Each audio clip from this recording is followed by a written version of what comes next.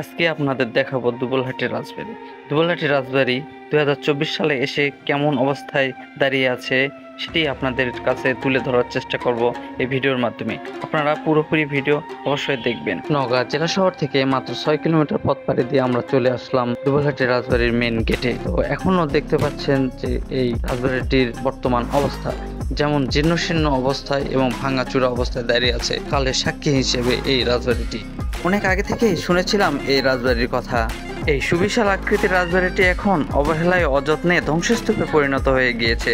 এখনো এই রাজবাড়িটির কাঠামোগত এবং নান্দনিক ডিজাইন দেখলে আপনার মনে হবে কতই না সুন্দর ছিল অতীতে এই রাজবাড়িটি। এই রাজবাড়িতে রয়েছে 7টি আঙিনা এবং প্রায় 300টি কক্ষ। রাজবাড়িটি 3 তলা 4 তলা বিশিষ্ট বিশাল রাজপ্রাসাদ। এই রাজবাড়িটি এখন নাজুক অবস্থায় দাঁড়িয়ে রয়েছে, মনে হচ্ছে এখনই ভেঙে পড়বে এই রাজবাড়িটি। এটি এখন অনেক ঝুঁকিপূর্ণ একটি বাড়ি হিসেবে চিহ্নিত হয়েছে। এখানে বিভিন্ন জায়গা খুবই ভঙ্গুর এবং দুর্বল অবস্থায় রয়েছে।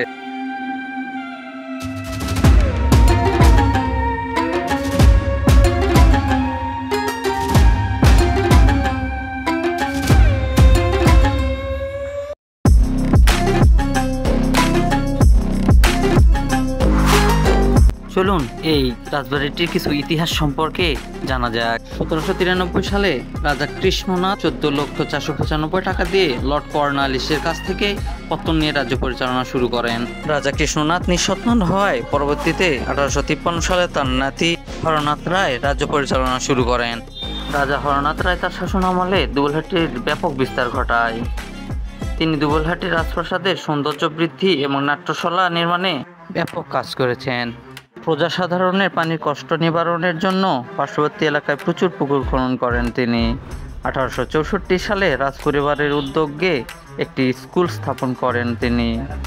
পরবর্তীতে সেই স্কুলটির নাম দেওয়া হয় হরনাথ রায় উচ্চ বিদ্যালয়।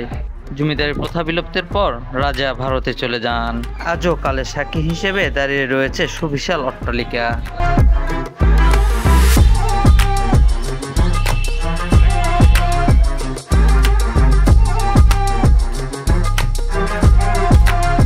রাজপ্রাসাদের উত্তর পাশে রয়েছে সিঁড়ি। চলুন সিঁড়ি দিয়ে দোতলায় যাওয়া যাক। সিঁড়ি দিয়ে উঠতে উঠতে মনে পড়ে গেল অতীতের কথা। এই সিঁড়ি দিয়ে কতই না চলাফেরা করেছে রাজা রানীরা। তারা কি জানতো তাদের স্বপ্নের রাজপ্রাসাদ একদিন ধ্বংস হয়ে যাবে।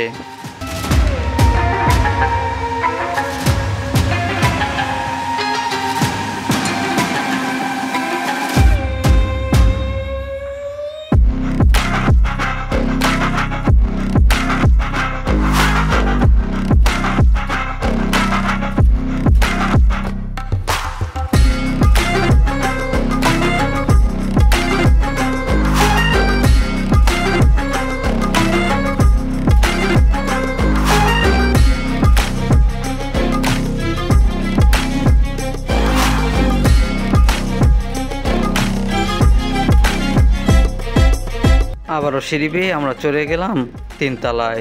এখানে দেখতে পাচ্ছেন 3 তলায় একদম ফাঁকা জায়গা। এখান থেকে পুরো রাজবাড়িটি সুন্দরভাবে উপভোগ করা যায় এবং দেখা যায়। চারিদিকে আমরা সেটাই উপভোগ করলাম। এর চারপাশটা অনেক সুন্দর এবং অনেক বড় একটি জায়গা জুড়ে এই রাজপ্রাসাদটি বিস্তীর্ণ আছে।